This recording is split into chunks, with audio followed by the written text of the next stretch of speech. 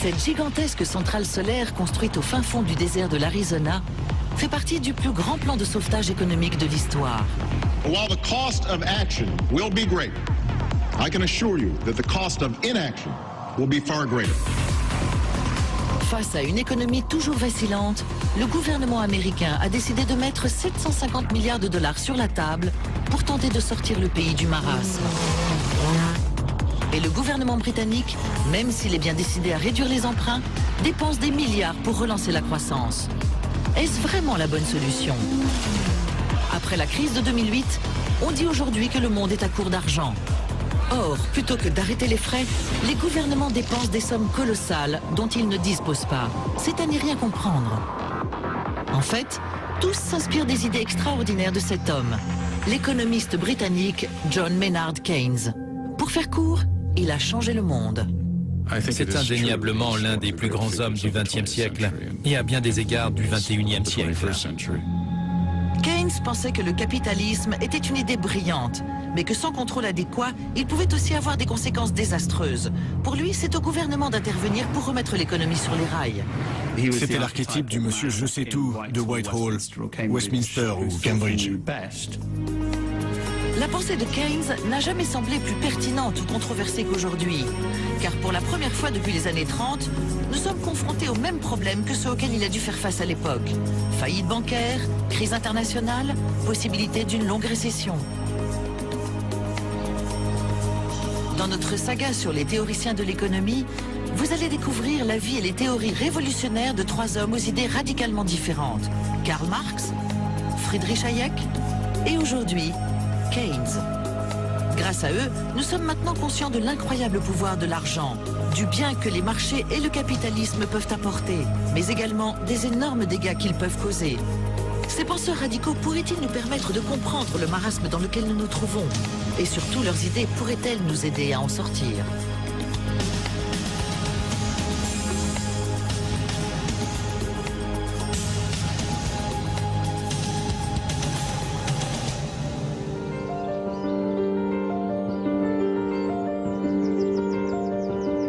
Nous sommes dans les paisibles collines du nord-ouest de l'Angleterre. L'économie est à l'œuvre.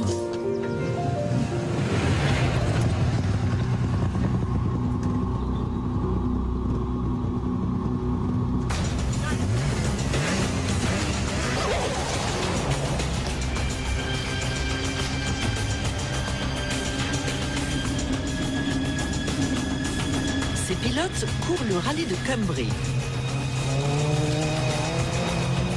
Leur sponsor, une célèbre marque italienne de pneus, est l'un des bénéficiaires d'un fonds d'aide gouvernemental destiné à encourager la croissance et l'emploi dans la région, doté de plus de 2 milliards de livres. Et c'est surtout cet ancrage local de l'entreprise qu'ils veulent mettre en avant.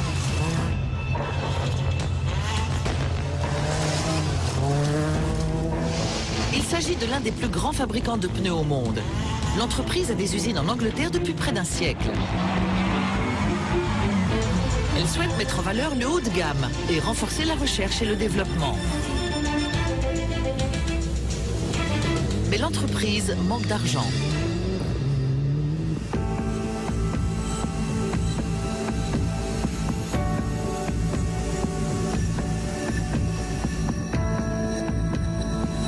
Cette fabrique est l'un des principaux employeurs de la ville de Carlisle. Elle compte près de 750 ouvriers qui produisent une dizaine de milliers de pneus par jour. Il y a peu, les employés craignaient que l'entreprise délocalise à l'étranger pour réduire les coûts de production. Une subvention gouvernementale de 2 millions de livres a convaincu le fabricant de pneus de plutôt investir au Royaume-Uni. Quand on investit massivement, les gens sont plus enclins à dépenser leur salaire, ce qui profite à l'économie locale. Et ça ne concerne pas uniquement les employés de la fabrique de pneus. Des centaines de fournisseurs et de prestataires dépendent de l'usine et tirent profit de l'augmentation des dépenses de l'entreprise qu'ils finissent par réinjecter dans l'économie locale. À première vue, on pourrait trouver curieux que le gouvernement renfloue une entreprise privée alors qu'il est si inquiet au sujet de la dette publique qui ne cesse d'augmenter et dépasse aujourd'hui les 1000 milliards de livres. Mais Keynes est très clair. Parfois, si on veut que le capitalisme aille dans notre sens, nous sommes obligés d'agir. même si ça implique de dépenser de l'argent que nous n'avons pas. Selon Keynes, il est possible pour un gouvernement d'intervenir et d'améliorer la situation des marchés. Certains disent qu'il a sauvé le capitalisme des capitalistes. Mais pour les détracteurs de Keynes, ce sont les erreurs des gouvernements qui sont à la base du problème. Presque à chaque fois qu'une économie se retrouve fortement déséquilibrée, c'est à cause d'une erreur de politique.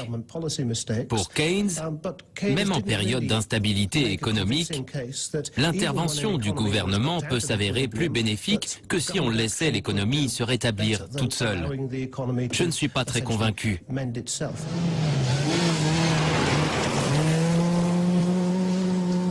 Qu'il soit le sauveur de l'économie ou celui qui l'a menée à sa perte, Keynes fait toujours autant débat qu'il y a 80 ans.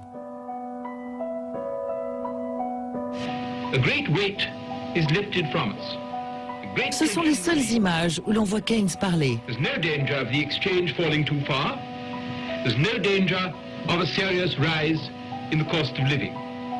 Il s'agit d'une émission sur l'économie et la façon de répartir les ressources de la planète. Mais pour Keynes, il ne s'agit pas de donner une simple leçon de science, mais de faire du monde un meilleur endroit. Quand on pense aux Anglais qui ont laissé leur empreinte sur le XXe siècle, le premier nom qui vient à l'esprit, c'est bien sûr celui de Winston Churchill. John Maynard Keynes n'est pas loin derrière. C'est dans cette maison de Londres que pendant des années, Keynes a élaboré des idées qui ont contribué à façonner certains des événements majeurs du siècle dernier. Sauver le capitalisme de la Grande Dépression, financer la guerre contre les nazis et bâtir un nouvel ordre économique d'après-guerre qui a ouvert la voie à des décennies de croissance et de prospérité. Il était respecté par tous ceux qui comptaient. Président, Premier ministre, tous écoutaient ce qu'il avait à dire. Bien que ce ne soit qu'après sa mort que tout le monde a véritablement commencé à suivre ses conseils. Je me suis inscrit à l'université en 1965. L'idée qui dominait le climat intellectuel de l'époque, pas uniquement en termes économiques, mais également politiques, c'était que Keynes avait résolu le problème économique. Vers la fin des années 60, la pensée de Keynes a imprégné le tissu économique de près de l'ensemble du monde occidental. Mais il s'avère que Keynes est impuissant face à la forte inflation des années 1970. Après cette période, sa popularité est en perte de vitesse et les idées de libre-échange commencent à gagner du terrain. Mais en 2008, lorsque le monde sombre dans la tourmente, Keynes est de retour. Ce sont les idées qui mobilisent le monde, à tous les niveaux, en bien comme en mal. Et selon moi, personne n'a jamais eu de meilleures idées que Keynes sur la façon de penser le capitalisme. Et si ça compte, alors lui, il compte.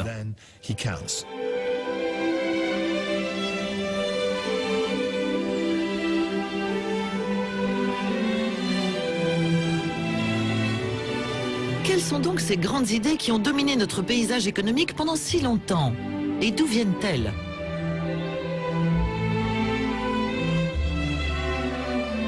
Keynes est né en 1883 pendant l'apogée de l'Empire britannique, dans une famille de classe moyenne. Ses parents l'envoient étudier à Eton et à Cambridge. Jusque-là, rien d'extraordinaire. Mais à l'université, il commence à fréquenter un groupe peu conventionnel, le Bloomsbury Group. Le jeune homme passe la majeure partie de son temps ici, dans leur maison de campagne de Charleston, dans le Sussex. C'était une sorte de communauté réunissant des artistes, des écrivains et un économiste. Ils se considéraient comme des marginaux. Ils vivaient selon un concept plutôt indéfinissable, la bohème.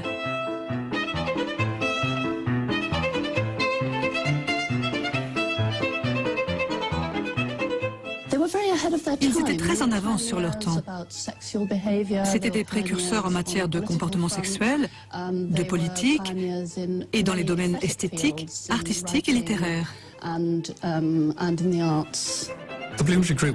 Bloomsbury Group lui a permis de sortir des sentiers battus et de concevoir l'inconcevable. Le contact de tous les intellectuels lui a donné le courage de se jeter dans le vide, comme s'il avait des ailes.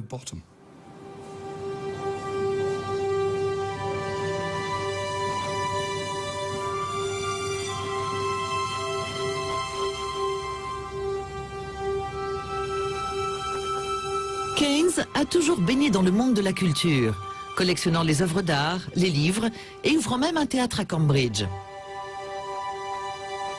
Ce n'est peut-être pas un hasard qu'un homme au centre d'intérêts si variés finisse par développer une école de pensée économique radicalement nouvelle, le keynésianisme, qui prône un contrôle de l'économie par le gouvernement.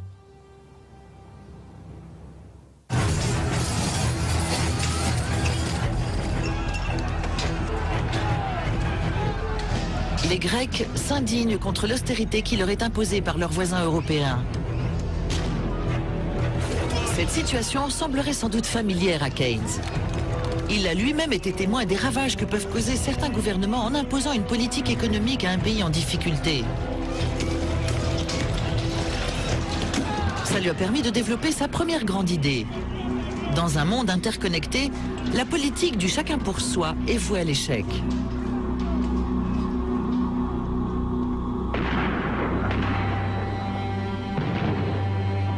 Cette idée lui est inspirée par les horreurs de la Première Guerre mondiale. Fidèle à ses idéaux bohèmes, Keynes refuse de partir au front. Mais il accepte de mettre son génie économique au service du financement de la guerre en travaillant pour le Trésor britannique. À la fin de la guerre, Keynes réalise que la haine des vainqueurs pour les Allemands pourrait leur faire commettre une terrible erreur. La fin de la guerre 14-18 est marquée par une hostilité manifeste à l'égard de l'Allemagne. Ça avait été une guerre désastreuse en termes de pertes humaines, mais également d'un point de vue économique. Dans l'esprit des gens, il fallait que l'Allemagne paye. Au château de Versailles, lors de la ratification du traité du même nom, le Premier ministre britannique Lloyd George et ses alliés français et américains savourent leur victoire. Keynes fait partie de la délégation britannique. Contre son avis, l'Allemagne est astreinte à de lourdes réparations financières en compensation des dommages et des souffrances causées pendant la guerre. Comment l'Allemagne aurait-elle pu s'acquitter de cette dette?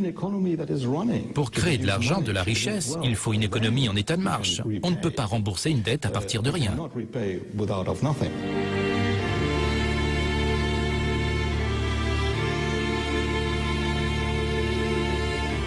Keynes est tellement scandalisé qu'il démissionne et part trouver refuge à Charleston, où il rédige sa première œuvre majeure, Les conséquences économiques de la paix.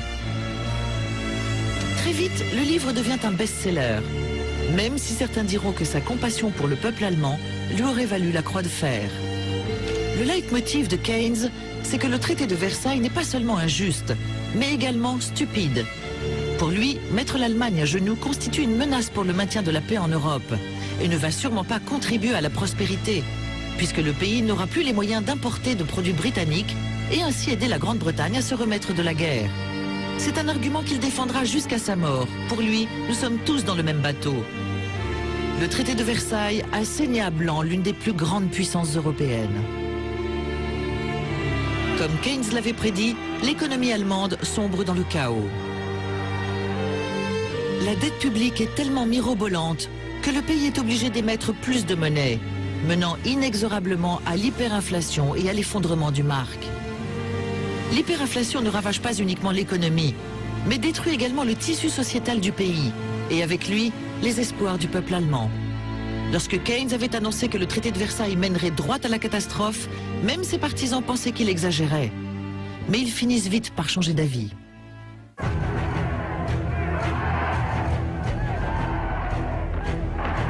À peine 14 ans après la ratification du traité, Hitler arrive au pouvoir. La Seconde Guerre mondiale n'est plus très loin.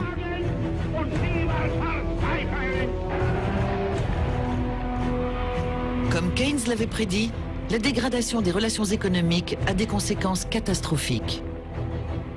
Keynes savait que les réparations financières étaient beaucoup trop lourdes, qu'elles seraient à l'origine du prochain conflit européen, et que les Alliés ne voyaient pas plus loin que le bout de leur nez. Et il avait raison.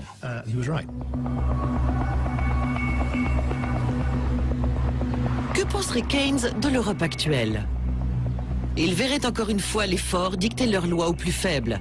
Sauf que cette fois-ci, les gouvernements puissants, notamment l'Allemagne elle-même, imposent des réductions budgétaires aux nations en crise, comme la Grèce en échange de plans de sauvetage. À l'heure actuelle, la pensée dominante en Europe tend à répéter les mêmes erreurs qu'à la fin de la Première Guerre mondiale, notamment en ce qui concerne la Grèce.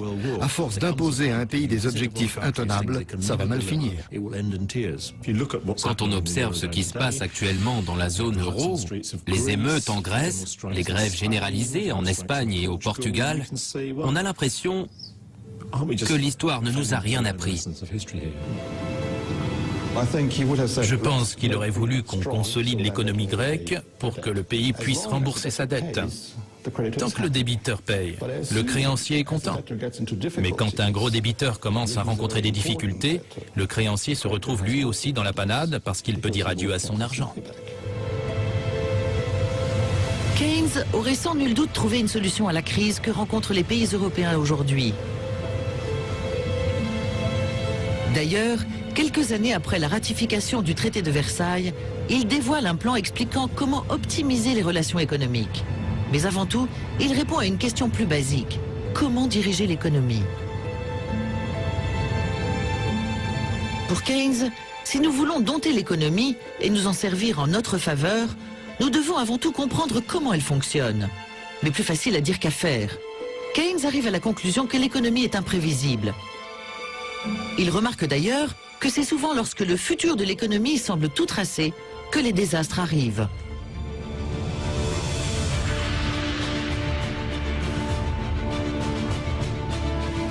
Et l'histoire lui donne raison en 2008, lorsque le système financier mondial implose après l'une des plus longues périodes de croissance de l'histoire. Après coup, nombreux sont ceux qui prétendent l'avoir vu venir. Mais avant la crise, presque tous agissaient comme si le boom durerait éternellement. Don't return to Tory boom and bust. Trop présumer du futur de l'économie est une autre erreur contre laquelle Keynes nous a mis en garde il y a près de 80 ans. Parce qu'il s'est lui-même fait prendre au piège.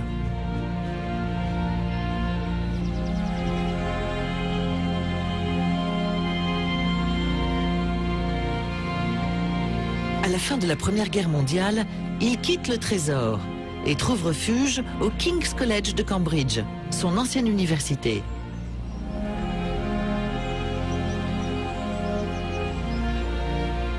Il devient maître de conférences, puis intendant. C'est lui qui supervise les finances de l'université.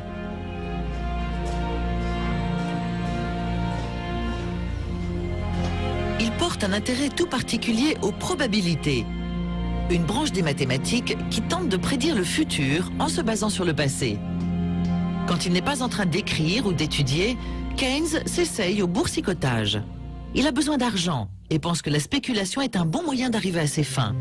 Par ailleurs, c'est une excellente façon de tester sa théorie selon laquelle les probabilités et les statistiques peuvent permettre de prédire les variations du marché. Les résultats sont très mitigés. À ses débuts d'investisseur, Keynes s'asseyait dans son lit tous les matins et noircissait des pages et des pages de statistiques sur les devises, les actions, les obligations et les commodities. Quand il était sûr d'avoir déterminé dans quel sens le marché allait évoluer, il investissait.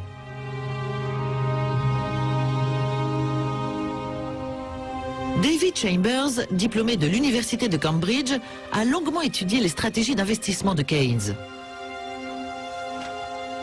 Il pensait que grâce à ses connaissances économiques et sa passion pour les chiffres et les statistiques,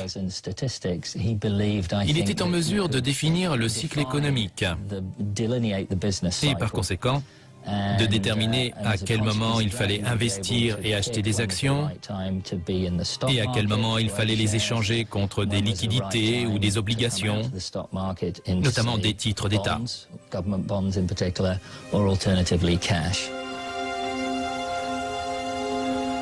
Mais malgré tous ces calculs savants, Keynes n'a pas senti la catastrophe arriver.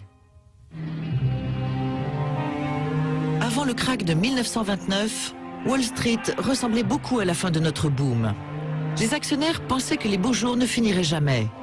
Armés de tous les derniers modèles mathématiques, ils croient que rien ne peut arriver. C'est alors que la bulle éclate. Les marchés mondiaux s'effondrent et Keynes, ainsi que des millions d'autres, perdent de l'argent, marquant le début de la Grande Dépression. Il se rend à l'évidence, nul ne peut prédire l'avenir. Il s'en est terriblement voulu de ne pas avoir vu arriver la Grande Dépression. Il en conclut que personne ne peut savoir avec certitude de quoi demain sera fait, et que les prévisions qui se révèlent exactes sont plus le fruit du hasard que de la réflexion. Il change alors de stratégie d'investissement et devient un homme riche. Contrairement à nous, il a retenu la leçon. L'économie est intrinsèquement incertaine et est faite de gens, pas de chiffres. Plus que n'importe qui d'autre, Keynes voulait que l'économie soit reconnue comme une science moderne, même si elle ne peut pas se réduire à une série d'équations et de prévisions infaillibles. Car il existe un facteur supplémentaire que les économistes devront toujours prendre en compte, la nature humaine. Puisqu'on ne peut pas prédire l'avenir, le seul moyen de comprendre ce qui se passe, c'est de s'en remettre à la masse. Si la masse évolue dans un certain sens, on est en droit de se dire qu'elle a raison.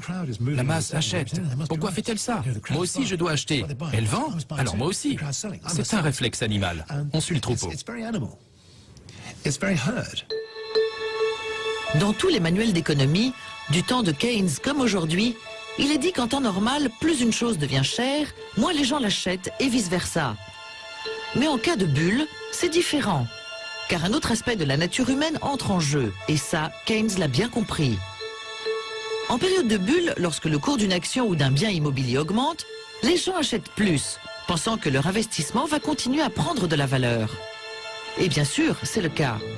Car tout le monde pense la même chose. Seulement, la bulle finit toujours par éclater. Les années qui ont précédé la crise, avions-nous oublié ce que Keynes nous avait enseigné sur la mentalité de troupeau, les bulles et le caractère incertain de l'économie? Les banquiers, les investisseurs et nous-mêmes, nous sommes-nous laissés aveugler par cette croissance que nous pensions éternelle? Dans la mesure où l'on a pris le temps d'évaluer les risques et les incertitudes, je pense que beaucoup de gens ont agi à la légère. Quand on n'a aucune idée de ce que l'on fait, il ne faut pas s'étonner que la situation vous explose à la figure. Et c'est exactement ce qui s'est passé.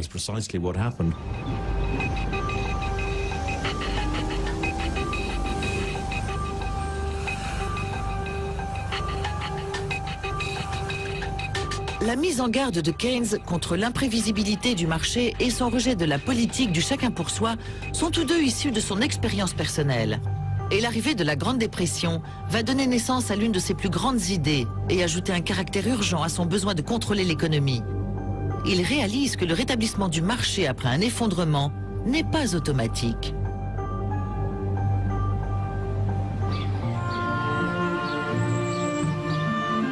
Au début des années 30, le monde est plongé dans la morosité. Le nombre de chômeurs augmente et partout, des usines ferment. Mais Keynes, lui, coule des jours heureux. Il est devenu célèbre et a même réussi à choquer ses amis avant-gardistes du Bloomsbury Group en épousant une ballerine russe, alors qu'il n'avait jamais caché son homosexualité.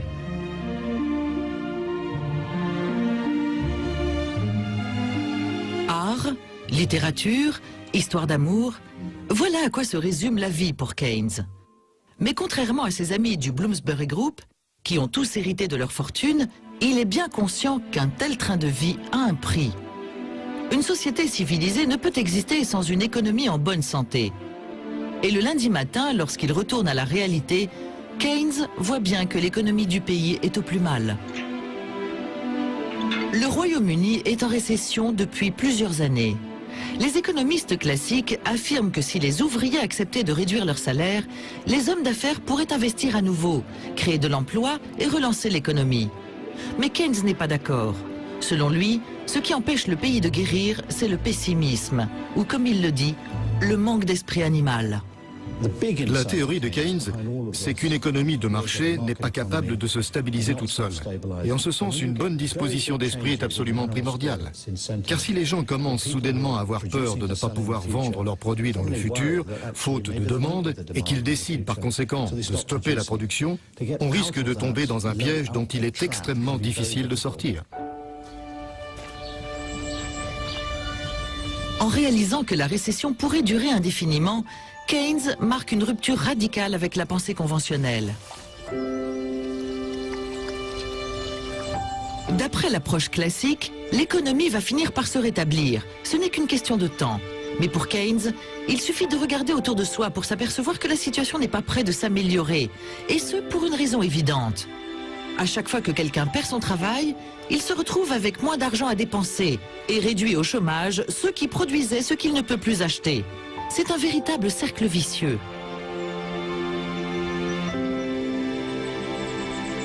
Keynes pense que le manque d'esprit animal du monde des affaires est en train de toucher l'ensemble de la population. En 1931, lors d'une allocution à la radio, il lance un appel urgent. The slump in trade and employment are as bad as the worst which have ever occurred. Activity and enterprise, both individually and nationally, must be the cure.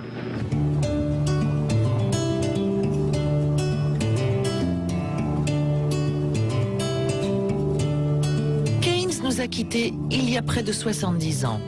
Mais ses théories sur la relance économique perdurent dans le désert d'Arizona.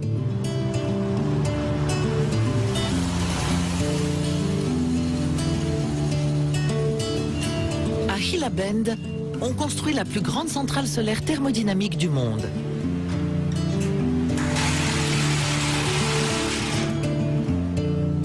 Le chantier s'étend sur plus de 9 km². Avec près d'1 million de miroirs, la centrale va emmagasiner assez d'énergie pour alimenter 70 000 foyers américains en énergie propre. Mais pour les habitants de cette région reculée, et pour John Maynard Keynes, la chose la plus importante que cette centrale crée, c'est de l'emploi. Ma femme et moi avons bien été 2 ans au chômage. Heureusement, jamais en même temps. Mais ça a été une très mauvaise passe.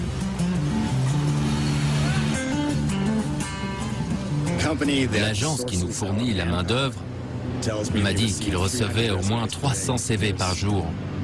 Il y a énormément de gens à la recherche d'un emploi. Et ceux qui en ont un ont vraiment beaucoup de chance. En réalité, cette centrale fait partie d'une gigantesque expérience keynésienne. Après la crise, le gouvernement américain a mis 750 milliards de dollars sur la table pour financer des projets comme celui-ci, afin de créer de l'emploi et relancer la croissance. En temps normal, les responsables du site auraient dû emprunter eux-mêmes les 1,5 milliard de dollars à la banque. Mais nous ne sommes pas en temps normal. À cause de la crise, nous avons dû nous tourner vers des sources de financement alternatives. Et bien sûr, étant donné le contexte, le programme fédéral de garantie de prêts mis en place par le gouvernement américain nous a beaucoup aidés. En fait, sans ce genre d'aide publique, cette centrale n'aurait jamais pu voir le jour.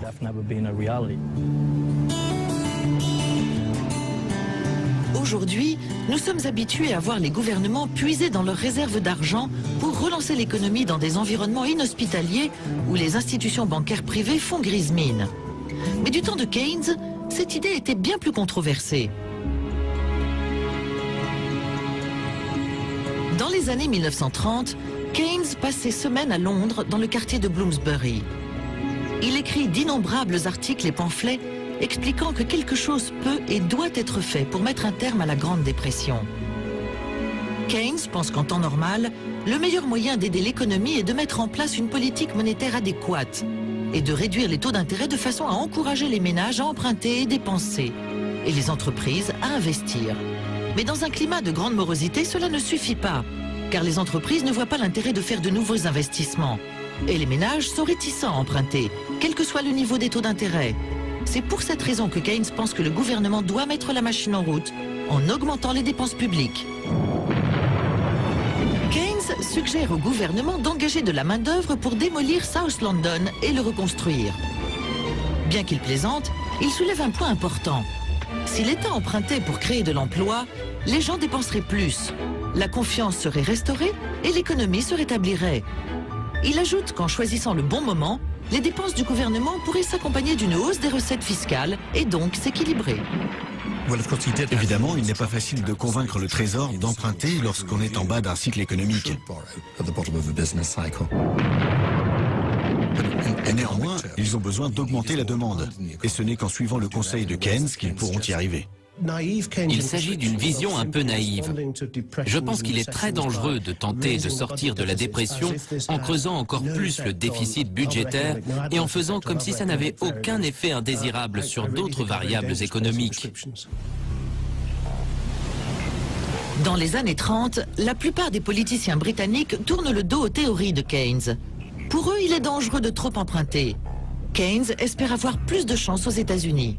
Après tout, il est célèbre des deux côtés de l'Atlantique et la situation en Amérique est désastreuse. Le produit national brut avait chuté de près de 70%.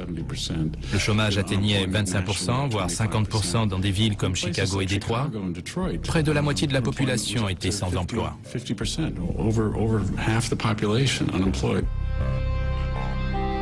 Pour faire face à la Grande Dépression, le président Hoover décide de réduire les dépenses et d'augmenter les taxes. Il espère qu'en équilibrant les comptes du pays, la confiance sera rétablie et les investissements reprendront. Argument repris par plusieurs hommes politiques aujourd'hui. Ça n'a pas marché. Jamais. Quand on réduit les dépenses du gouvernement pendant une récession ou une dépression, la demande diminue et le chômage augmente. C'est un cercle vicieux. Comment restaurer la confiance lorsque les entreprises vont mal et que le chômage augmente? C'est impossible. Le successeur de Hoover, Franklin Delano Roosevelt, a une approche différente. Encore une fois, ces arguments trouvent un écho aujourd'hui. Selon lui, c'est en augmentant les dépenses de l'État que le pays pourra sortir de la crise. This nation is asking for action and action now.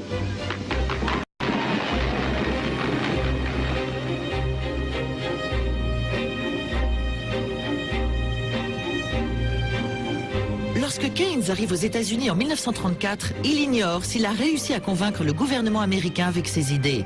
Mais le keynésianisme est déjà en marche.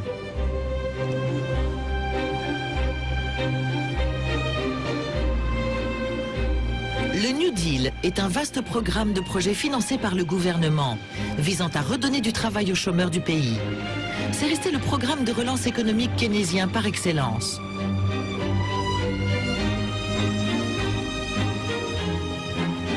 Et à l'époque, il n'y a pas de projet plus emblématique que celui-là. Le barrage Hoover.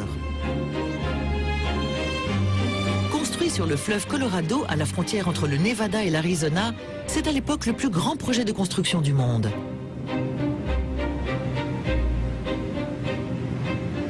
C'est un projet résolument keynésien. Le gouvernement a creusé le déficit pour financer la construction du barrage Hoover, ce qui a donné à une dizaine de milliers de personnes un emploi, une nouvelle vie et de l'argent à dépenser.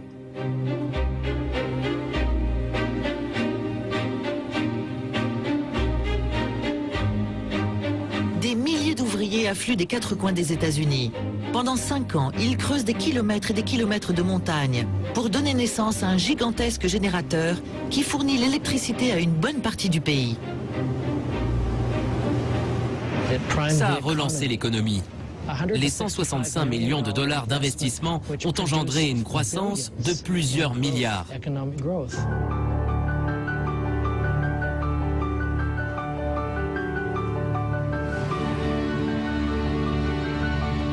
Tout juste une dizaine de kilomètres, Boulder City, construite pour loger les ouvriers travaillant sur le barrage.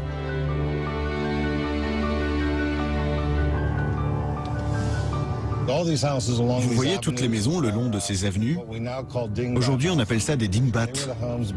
Ce sont des logements bâtis à la hâte pour accueillir les ouvriers pendant la construction du barrage. Mais comme ils sont restés ici après la fin des travaux, ce à quoi personne ne s'attendait, ces dingbats sont toujours habités. Roger Schauf est le directeur de l'hôtel de la ville.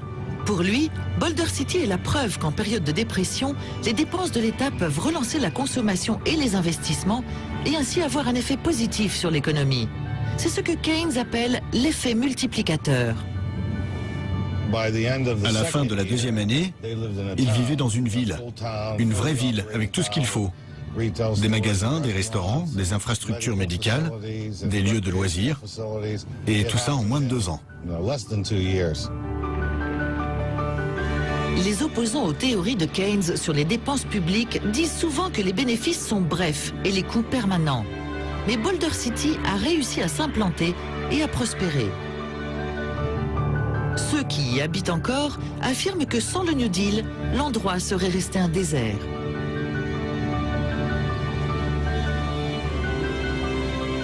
Si le barrage Hoover a profité de la région, il serait illusoire de croire que le New Deal a mis fin à la Grande Dépression. Il faudra une guerre mondiale et toutes les dépenses de l'État qui vont avec pour finalement sortir l'économie du marasme. On peut se demander si une guerre était vraiment le meilleur moyen de mettre les arguments de Keynes à l'épreuve.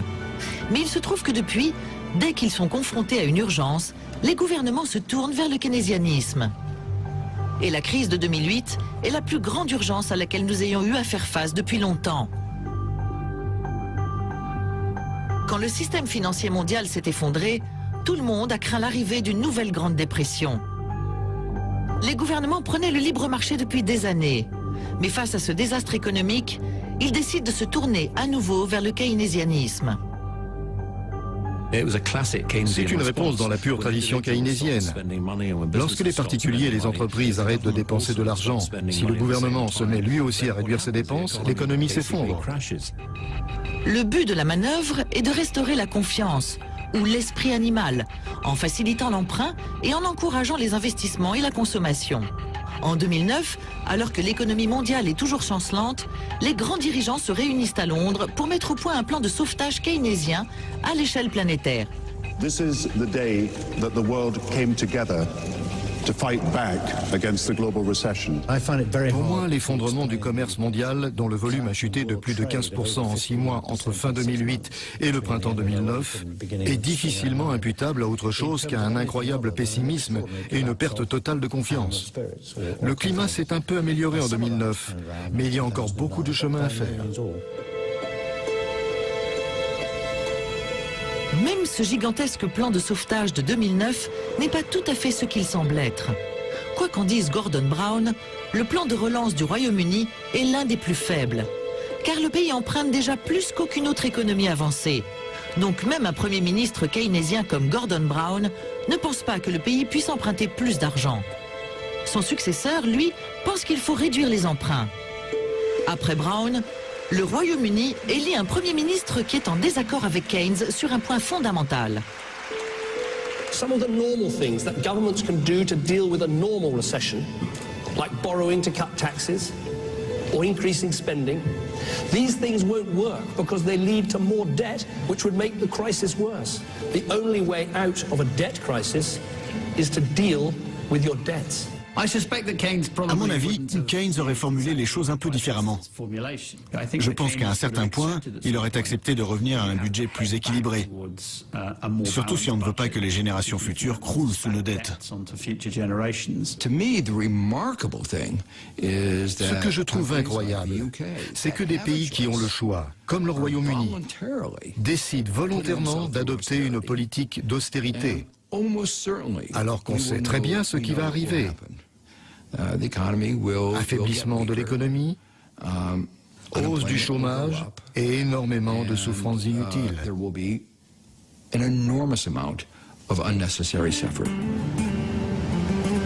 Ce débat fait rage des deux côtés de l'Atlantique. En Arizona, le vaste programme de dépenses publiques qui a donné naissance à cette centrale solaire et créé des milliers d'emplois n'a pas suffi à guérir l'économie américaine. Peut-être que le remède n'a pas fonctionné parce que la dose était trop faible. Ou peut-être que la montagne de dettes sous laquelle croulent la plupart des pays occidentaux tend à prouver que les politiques keynésiennes de relance économique mènent à l'impasse.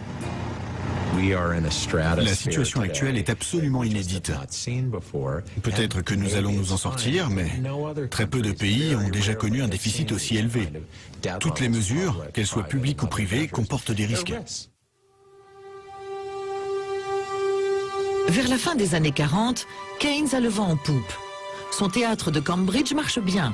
il réintègre le Trésor, où il participe à la réflexion sur le financement de la Seconde Guerre mondiale, et ses livres sont salués comme de véritables chefs-d'œuvre. Mais il lui reste une dernière théorie à explorer, qui aura un impact profond sur le monde. Les idées de Keynes pour relancer l'économie ont fait leurs preuves. Mais vers la fin de la Seconde Guerre mondiale, il a l'occasion de laisser son empreinte sur la planète entière. Dans un monde de plus en plus intégré, il est plus convaincu que jamais que les pays ont besoin d'institutions pour assurer leur unité et promouvoir leur coopération. Le désastre d'après 14-18 ne doit jamais se reproduire.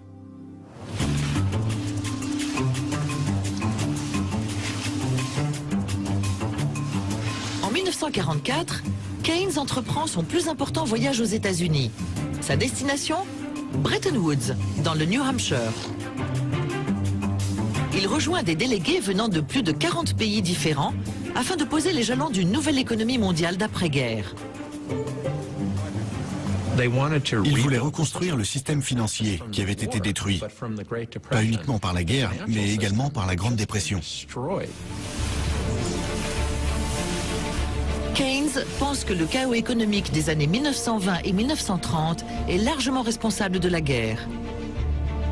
Les pays s'étaient focalisés sur leur propre sort, sans vraiment prêter attention à ce qui se passait autour d'eux. Le monde a payé un lourd tribut à ce manque de coopération. Les dirigeants britanniques et américains étaient résolus à tout faire pour que ça ne se reproduise jamais et pour rétablir l'économie mondiale. Ils ne pouvaient pas se permettre de revivre le genre de crise économique qu'ils avaient traversé parce qu'ils savaient qu'une nouvelle guerre mondiale serait au-dessus de leurs moyens.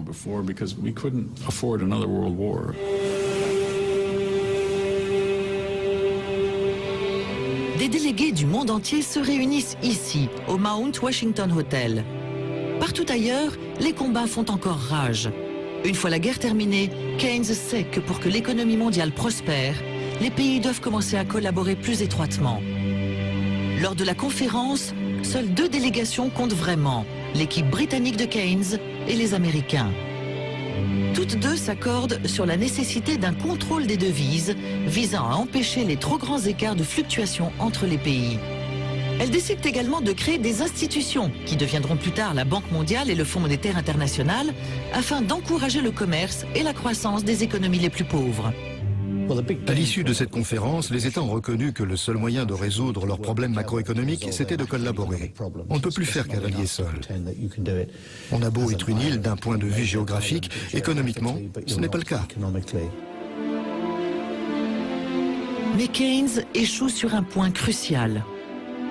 Les États-Unis maintiennent que les riches pays exportateurs comme eux ne devraient pas être obligés de dépenser plus et de moins exporter pour équilibrer la balance commerciale internationale. Selon eux, c'est aux pays faibles, avec un fort déficit commercial, de se serrer la ceinture.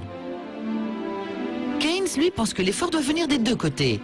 Et si tout le monde l'avait écouté lors de cette conférence de Bretton Woods, le monde serait en bien meilleur état aujourd'hui.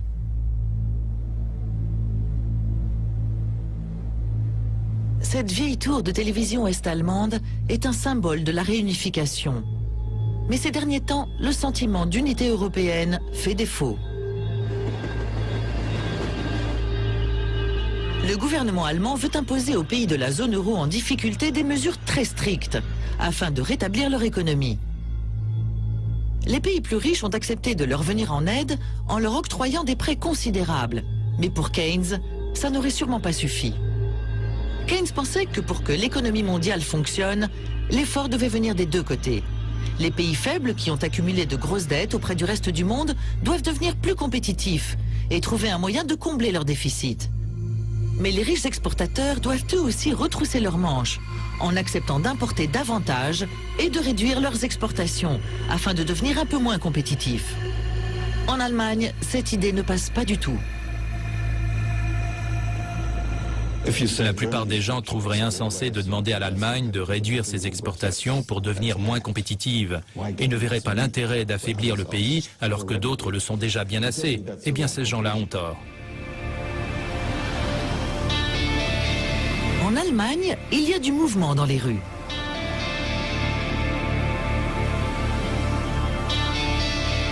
Les ventes nationales de voitures sont en hausse. Mais les exportations sont toujours au cœur de la politique économique du pays. Et les exportations de voitures ont augmenté de près d'un tiers au cours des 2 dernières années. Les consommateurs allemands ont dépensé plus, mais pas assez pour permettre aux pays en difficulté comme la Grèce d'exporter de manière significative. Demander aux ménages allemands de mettre la main à la poche, d'arrêter de jouer les grippe-sous, est une approche très populaire. Mais elle est vouée à l'échec, parce que les gens diront qu'avec le revenu, ils n'en ont pas les moyens. Et c'est vrai, au cours des dernières années, les salaires ont très peu augmenté. C'est pour ça qu'il faut augmenter les salaires. Plus ils sont élevés, plus les gens sont enclins à dépenser. La consommation allemande serait bien plus forte que dans le passé, et ça nous aiderait. Les souvenirs de l'hyperinflation sont encore très présents en Allemagne. Peu nombreux sont ceux qui veulent risquer de mettre en péril leur stabilité économique durement gagnée pour venir en aide à un voisin européen plus faible. À l'échelle mondiale, les clivages entre pays sont encore plus visibles. Les dirigeants prétendent adhérer à la vision keynésienne d'une économie mondiale véritablement coordonnée, où les forts travaillent main dans la main avec les faibles dans l'intérêt de tous. Mais de là à mettre les conseils de Keynes en application, il y a tout un monde. Évidemment, ce serait formidable d'avoir de meilleures institutions transnationales. Et Keynes était un précurseur dans le domaine. Il y croyait beaucoup. Par ailleurs, je pense que pour rétablir le système financier international, ce serait très utile. Peut-être que quelqu'un avec le même magnétisme et la même carrure que Keynes pourrait réussir à faire bouger les choses. Mais les hommes comme lui se font rares.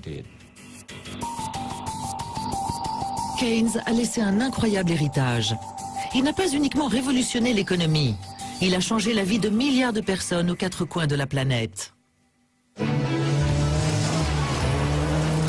La ville de Cumbria doit beaucoup à Keynes.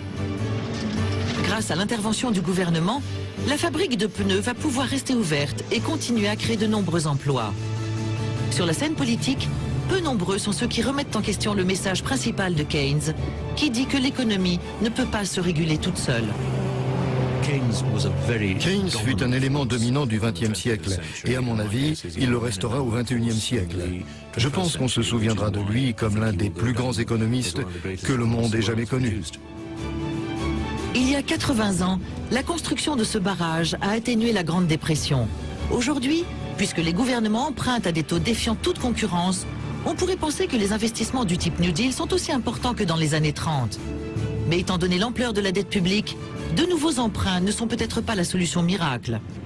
La solution keynésienne par excellence, creuser le déficit, emprunter de l'argent et dépenser, doit être manipulée avec précaution.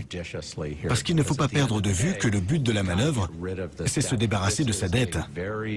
C'est un travail de longue haleine. On ne peut pas régler le problème juste en claquant des doigts. Il n'y a pas de remède miracle. Et qu'en est-il de la dernière grande idée de Keynes, qui dit que nous sommes tous dans le même bateau? Depuis Bretton Woods, le monde a accepté, à contre-cœur, de coopérer pour prospérer. Mais nous avons bien du mal à tenir nos bonnes résolutions. Il serait inquiet. Il serait très inquiet de l'augmentation des inégalités dans le monde. Il aurait peur qu'on en revienne à la politique du chacun pour soi. Il nous mettrait sans nul doute en garde contre une éventuelle guerre régionale et ses dangers. Il aurait très peur que les circonstances qui ont conduit à la Première Guerre, puis à la Deuxième Guerre mondiale, ne soient lentement en train de se dessiner devant nous à nouveau. Peut-être que la meilleure chose que Keynes puisse faire pour nous aujourd'hui, comme le pensent ses partisans, c'est de nous transmettre les 2 traits de caractère qui lui ont servi de moteur toute sa vie. L'imagination et l'optimisme. Il a accepté d'examiner ses problèmes de fond comme personne ne l'avait jamais fait auparavant. Le plus grand héritage qu'il nous ait laissé, c'est sa foi inébranlable en l'humanité, sa conviction profonde que le gouvernement et la société peuvent se consacrer et venir en aide aux moins fortunés et à ceux qui ont besoin d'eux.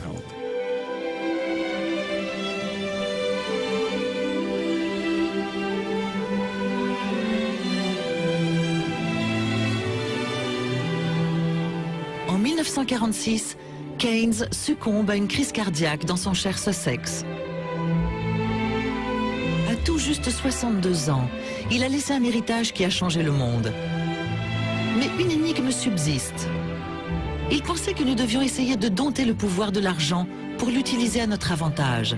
Mais nous a également enseigné que l'économie était fondamentalement imprévisible. C'est une contradiction à laquelle nous nous heurtons encore aujourd'hui.